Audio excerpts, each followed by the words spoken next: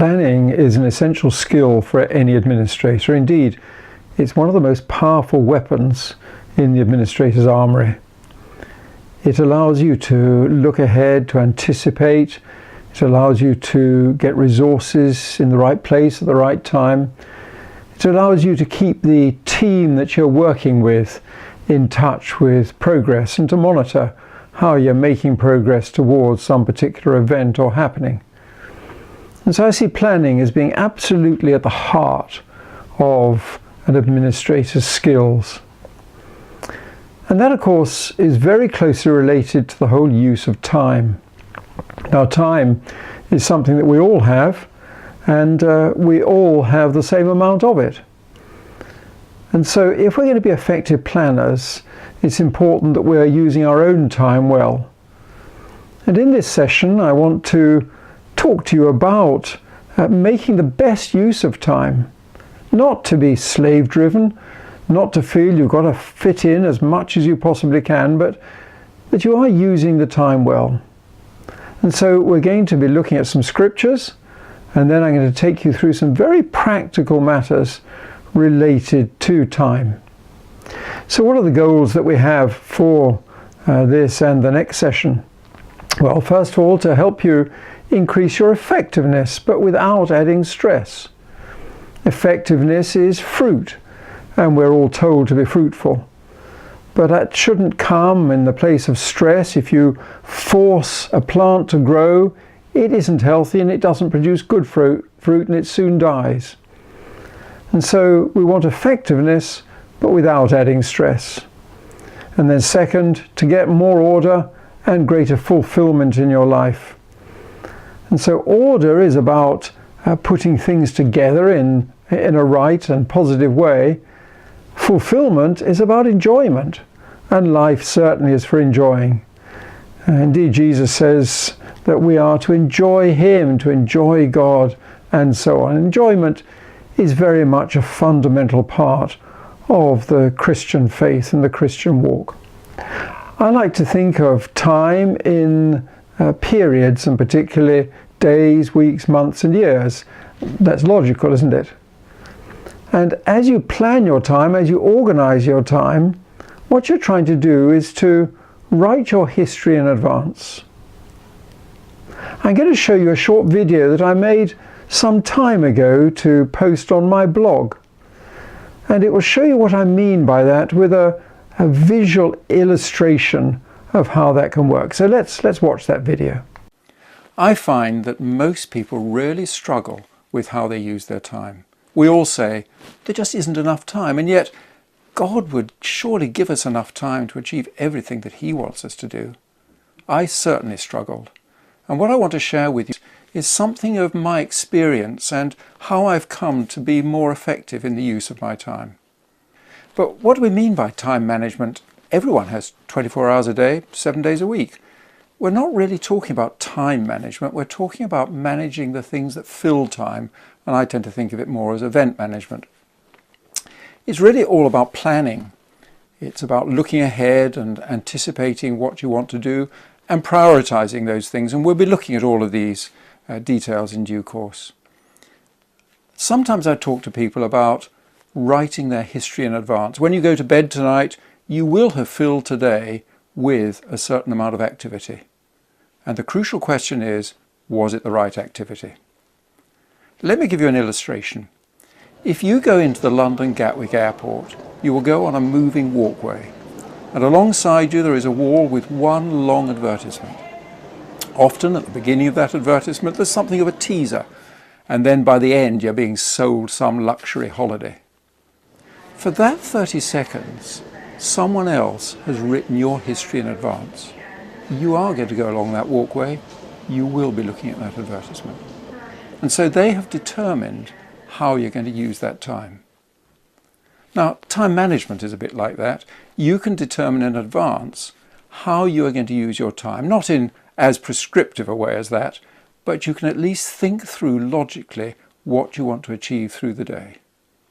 And that's what I'm going to share with you. Now, I made that video at the beginning of a series that I wrote on time management on my blog. And as I made reference to in that video, we need to be able to define time in a way that we actually can manage it. And so I look on it as the act of controlling events, because after all, what do you fill time with?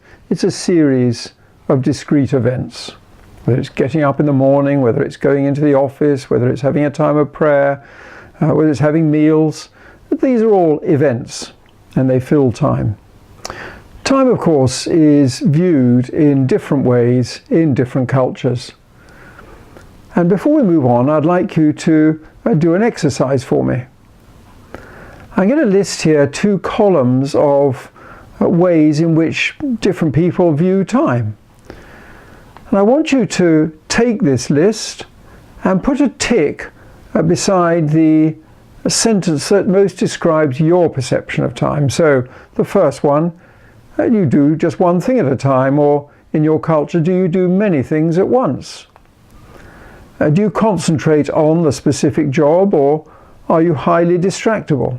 And you can think not only personally in this, but in your culture, what is most true? Next, do you take deadlines seriously?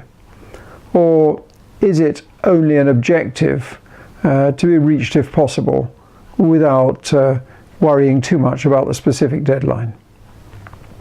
Next, are you committed to a job, or are you committed to people? Do you adhere to plans, or do you change plans easily? Do you seldom borrow and lend, or do you borrow and lend easily? Do you emphasize promptness, or do you base promptness on relationship? Are short-term relationships acceptable? Or do you have strong tendency to build lifetime relationships? Now just take a moment to identify which of those in each pairing most match the way your culture would look on time.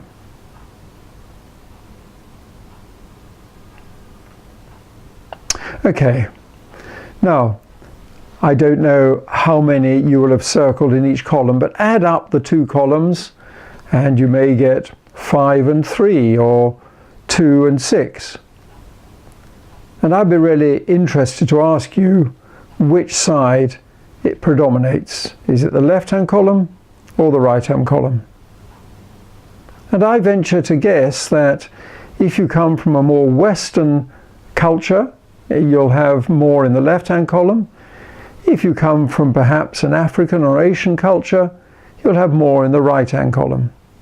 Because quite simply, the concepts of time that we have in different nations varies a lot. And the left-hand column here is what's called monochronic time, that is, you focus on one thing at a time. And the right-hand column is polychronic, that is, multiple things. Now, in African cultures, for instance, and these are the ones I tend to know better outside my own culture, I'm aware that they're very polychronic. They're very relational. You're tending to make room for people over and above time. So arriving at an appointment late doesn't matter if you have met a relation on the way. Indeed, it would be rude not to stop and spend some time with that relation. Whereas in a more Western, which I take as being a British or an American culture, there will be much more focus on the task, and to arrive late at an appointment would be seen as rude. Indeed, if you arrive half an hour late for an appointment with 4 people who have been waiting for you, you've actually wasted 2 hours of their time. And in my culture, that would be seen as important and discourteous. But neither is right. They're just the ways that our cultures happen to have developed. Although I come from a Western culture which is very task-orientated, I actually always rather enjoy being in an African culture or an Asian culture where relationship is important. After all, I believe that we've been given time to make relationship. But I'm not going to argue one against the other. Much more important, in my opinion, is what does the Bible say about it. And so let's just have a look and see what the Old Testament first of all says about time. In Psalm 90 we read in verse 12, "Teach us to number our days." Why? That we may present to thee a heart of wisdom. Teach us to number our days. So it would seem that God wants us to count our days. And in fact, a couple of verses earlier, in verse 10, it says, "As for the days of our life, they contain 70 years, or, if due to strength, 80 years. And so right here in the Psalms, we have that expectation that a normal lifespan would be 70 to 80 years. I wonder if you number your days. I once met a man who actually did, and I was amazed when he told me that he'd been praying for revival for a given number of days. He took that scripture literally. Well, just for a bit of fun, why don't you have a look and see how many days you have had on this earth already and how many you can expect as you go forward. 70 years is about 25,500 days. And so how many of those have you already had? It can be quite sobering as you get older to think the number that have gone and the number that still remain. Well, let's move on and look at another scripture also in Psalm 90 in verse 17. It says, "Let the favour of the Lord our God be upon us, and do confirm for us the work of our hands." Yes, confirm the work of our hands. Or, as it says in the ESV, I have been reading from the New American Standard Bible. In the ESV it says, "Let the favour of the Lord our God be upon us, and establish the work of our hands." You see, God, it would seem, wants us to use time for a purpose. Establish the work of our hands. So it is important that we do have works that we can count. And indeed that's further emphasized in Proverbs 16, where the writer says, "Commit your work to the Lord, and your plans will be established." So who does the planning? Well, you do. I do. The Lord expects us to do the planning. He's given us creative brains to do it with. And then as we do so, listening to the Holy Spirit, keeping an ear attentive to the Holy Spirit, so He will confirm or establish those plans. So that's the Old Testament. Let's look now at the New Testament. In Ephesians 5, we read, "Look carefully about how you walk, making the best use of the time." And indeed, that's why I've called this making the best use of time. See, as Paul was writing to the Ephesians, he too was saying, don't waste your time, make the best use of it. And a couple of chapters earlier, he says, "For we are created for good works." That is what we do with time, isn't it? We fill them with activity. We have to. So he says, make sure they are good works, that he has prepared for us to walk in them.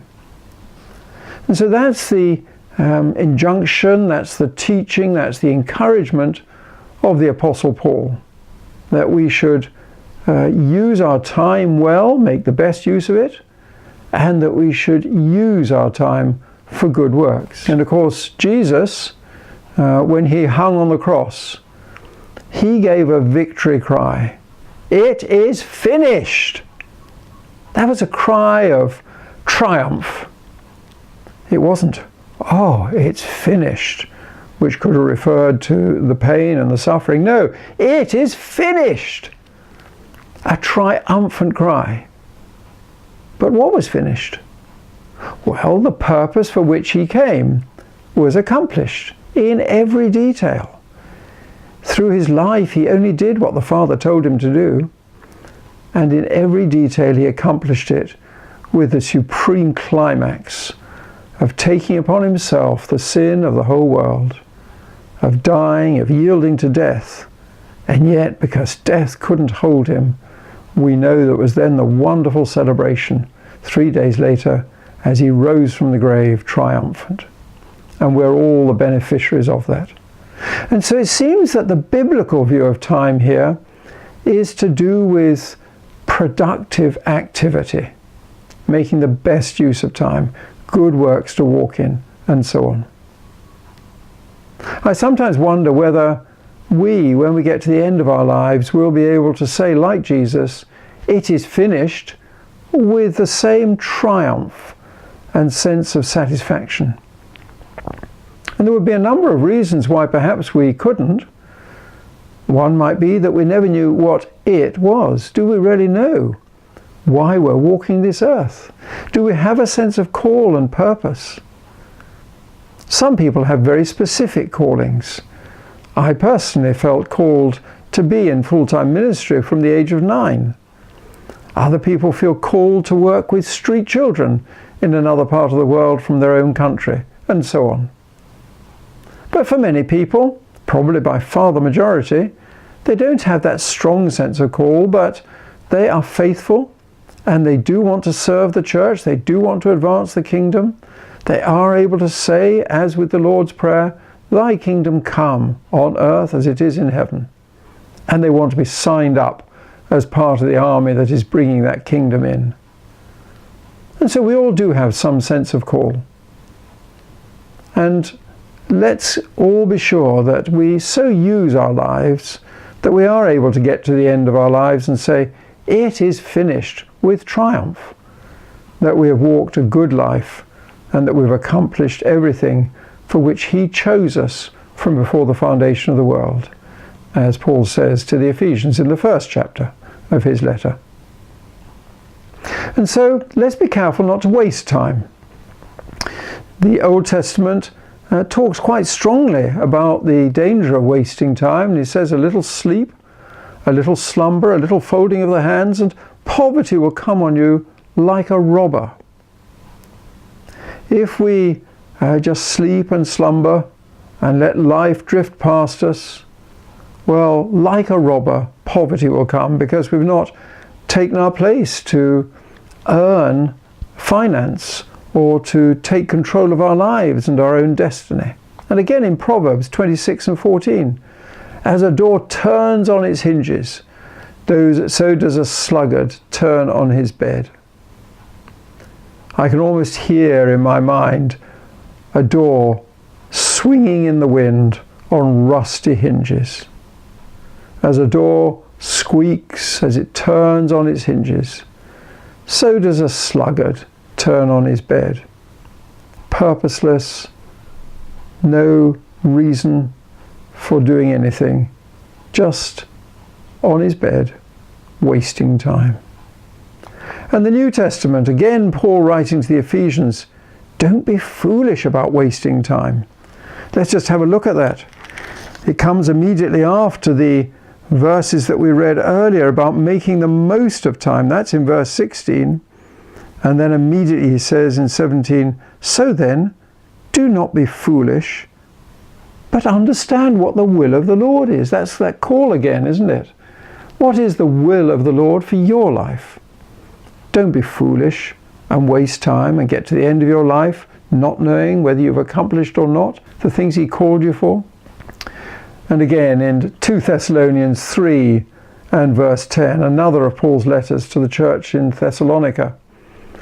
If anyone is not willing to work, well, let him not eat. And it's a matter of the will. We sadly recognize that there are many people who cannot get work. But what is going on inside them? Are they willing to work? Is that their heart's desire? Those are the ones Paul says should not eat, because they're not making the effort themselves. Some people cannot get jobs, and then we need to rally around and help people to eat. Of course we do. That's just love and compassion. But if someone's not willing to work, neither shall he eat, Paul says in this letter to the Thessalonians. And so time is for using. is not for wasting. It's for using for purposeful fruitfulness, and it's for using for joy and enjoyment and relating. Many, many ways in which we can use time. Now, as we go through these sessions, I'm going to be being very, very practical. I want you to learn how to plan your time, and I'm going to focus particularly on a day, so how you plan to use a day, and some principles there to help you. But I want to just give you a warning first, that as I encourage you to do exactly what I say, and I can promise you that it will make your life much more fulfilling, that there will be a time at first where you actually perform less effectively. It takes time for any habit to really take root in our lives. And so initially, as that habit becomes embedded within us, we will find that we probably are a little less effective. But press through, don't give up, and you will find that after some while you will become much more fulfilled and much more effective. I'm reminded of a quote by Gordon MacDonald. He is a Christian who wrote a book called Ordering Your Private Life in the 80s, and it was an absolute classic. It's been reprinted many times and you can still buy it. And he says at one point in that book, I seize time and command it when I budget for it in advance. I must take initiative in planning to feel that I am initiating rather than responding to life. I seize time, he says. It's like I grasp it, I get hold of it, I don't let it get away. I seize it, and I then budget it in advance. Now, budgeting is usually in the context of finance, that we have a certain amount of money that we're anticipating receiving. Maybe because of our job we get paid a certain amount every week or every month. And budgeting is about thinking how I'm going to use that money. Because if I just go out and spend it, I'll find very quickly it's all gone, and then something important comes up and I haven't allowed for it, but I could have anticipated. Maybe a bill to pay for the electricity in your home. You know that's coming. So it's wise to set it aside, not to spend the money and then find you haven't got anything to pay the bill. Well, it's the same with time. When you get up in the morning, you know you have perhaps 16 to 17 hours ahead of you, and you can budget that time in advance. You can think about how you want to use the day. The alternative is just to let the time come at you and you do whatever seems good at the time. You respond to every call on your life. You stop what you're doing when anyone walks into the room. And culturally, again, I know that there are nuances to that. There are aspects of that that are important to observe, but also to recognize what is happening. That if you're constantly being interrupted by people coming in, you need to learn how to handle that. Then he says, I take initiative. So I'm not just allowing time to come at me and someone else's agenda to run my life. No, I'm going to take initiative. I'm going to take control so that I know what I'm wanting to do with my life and to make it purposeful. Then, how do you take that initiative? By planning, by looking ahead and by anticipating how you can use your time in the best possible way. As a man called Dr. Peters, who wrote a classic book, In Search of Excellence, about 30 years ago as well, a management consultant in the States, he said, if you don't know where you're going, you'll probably end up somewhere else. If you're wanting to drive from Lagos to Abuja, but you don't plan and you don't think about it in any detail, you might end up somewhere totally different. But if you've got the focus, no, I'm going to Abuja, then you will get there. And as we've already seen, Jesus Christ had that focus, and he was able to say, "It is finished," with triumph. He had the focus of, he knew the cross was coming, he knew that he was going to die on behalf of mankind, and he had that focus. And even though in the Garden of Gethsemane he pleaded with the Father, "If it be possible, take this away from me, yet not my will, but yours be done." He kept that focus. He knew who had determined his destiny, and he was going to press through. Incredibly, horrendously painful as pressing through was for him. But he did it, and he did it for you and me. Now, as we think of time, it's important to recognize that there are perhaps two distinct types of time. There are those that are appointments, that is, time when you are probably meeting with someone, time when there's a specific time slot set aside, perhaps for a phone call, perhaps for a combined meeting or one-on-one meeting, but a specific time that you can write in a diary, and you know at the beginning of the day that at 11 o'clock you're expecting to meet with such and such a person. Then the other form of time is discretionary time. That is time that is not defined by someone else or by circumstances, that is available for you to use at your discretion. And just to remind you of what Gordon MacDonald said, he says he budgets for it in advance. You see, that is how we can use our discretionary time, is to say, well, I think I'm going to have 10 hours today, which is not allocated for any particular purpose, like meals or meetings. I can think in advance how I'm going to use that time. Let me use an illustration of how you plan your time, because there are some things that are very, very important, and you must give real priority to those things, and there are other things that are less important. Now, if I showed you a bucket and filled it up with stones, that bucket to me looks pretty full. And if you think of the bucket as the day and stones as activities, well, you've got a pretty full day, haven't you? But have you noticed that there's quite a lot of space around those stones? In fact, you can get some smaller stones and fill in the space. And that then makes a very full day. But, of course, you could also add some sand, and you could even add water. And that then does fully use the day. Now, I can imagine you thinking, I don't want to live life like that. But your day is going to be full.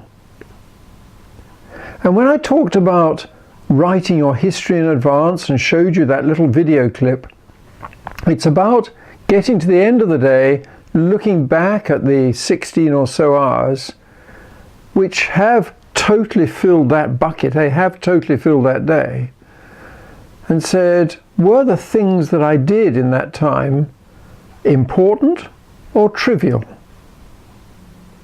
In the current idiom, Facebook can take a lot of time if you allow it to. I think Facebook can be very useful as a social medium, as a way of keeping in touch with people. But you'll find people who spend a total of half an hour, 1 hour, 2 hours, maybe even more in a day just on Facebook. And I would suggest that that probably is not a very good use of time. If when you get to the end of your life and you want to say it is finished, and you stand before the throne of God and he said, oh yes it is, isn't it? And 20% of your time was on Facebook. Was that a good use? I wonder whether you would feel proud, oh yes, or slightly, maybe not. Just to make the point.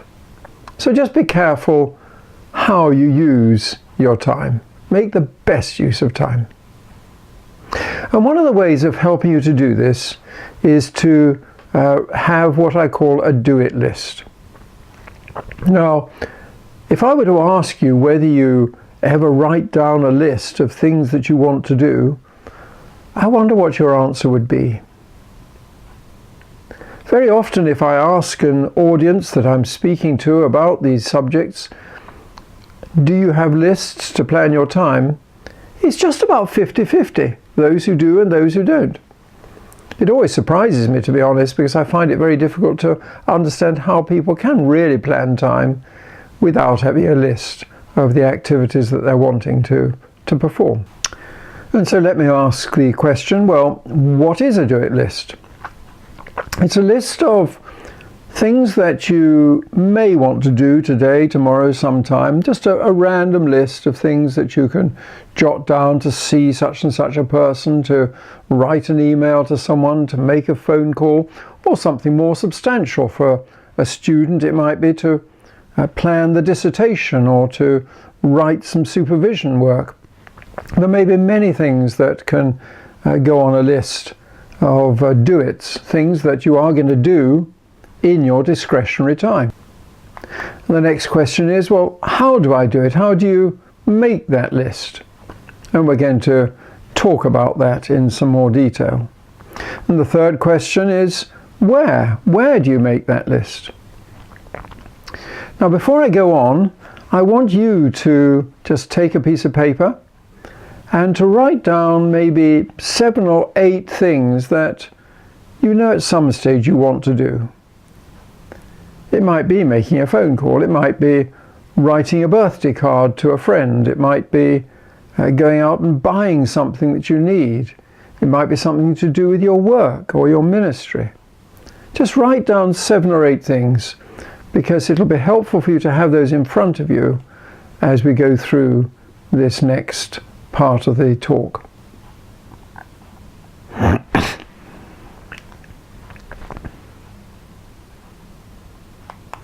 Okay, have you done that? Well, here's mine. I created on a particular Monday a do-it list which reads as follows. Phone John Smith. And I put in brackets there the phone number. It saves me looking it up at the time that I'm going to make the call if I've already written it down. I plan the conference meeting agenda. I have run many conferences over the years, and I gather a team of people and we meet to discuss the upcoming conference. So in advance I'll send out an agenda to them. These are the things I want to talk about on this occasion. Please come prepared, as it were. Next, to complete a ministry proposal for an elders meeting. As the elders are going to meet next week perhaps, and I'm wanting to get something to feed to them about a new ministry, maybe helping the poor. I want to give them a document which tells them the outline of what I want to do with that ministry. And then I have some staff who support me in what I do, and I want to talk to them about the arrangements for them taking holidays, to make sure that people plan holidays and days off in a way where there's no clash, but they come one after the other and can cover for each other while one is away. And then I also am chair of the charity that our church functions under. As it happens, only last night we had a trustees meeting. And there are always follow-up actions coming out of that trustees meeting. And very often people will phone me or email me about those actions. And so I want to keep any staff who are working with me in touch with what went on at that meeting. Otherwise, if the phone goes and they answer it, it makes them look foolish if they don't know what the person is talking about. But if they're able to say, oh yes, Nigel told me about that, now can I help you? That gives a very good and positive impression to the person who's calling. Then I want to monitor progress about an Easter outreach that we're planning, so that I know how the planning of that is going. I'm not ultimately doing the planning myself, but I want to get a progress report on it. And then there's an item that we want to talk to the media about, to the local newspapers and television about. And I've asked a colleague if he will set up a meeting with a press officer. And in brackets, incidentally, I've put a date. I've put it as the 2013, the 8th month, August, and the 16th day, because I know that I've got notes in my diary that relate to that meeting. So it's just a reminder of where I can find more information.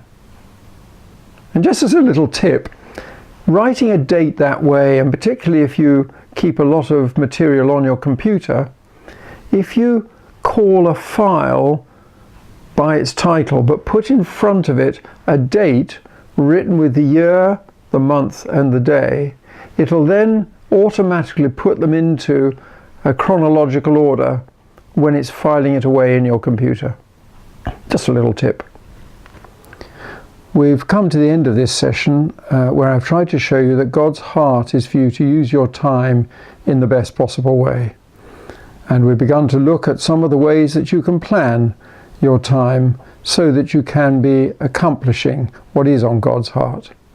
In the next session, we'll look at how you prioritize the time so that we can be sure that the most important things are the ones that you're going to do first. We will also look at how to plan in specific terms within a diary, whether that's in written form or on your smartphone.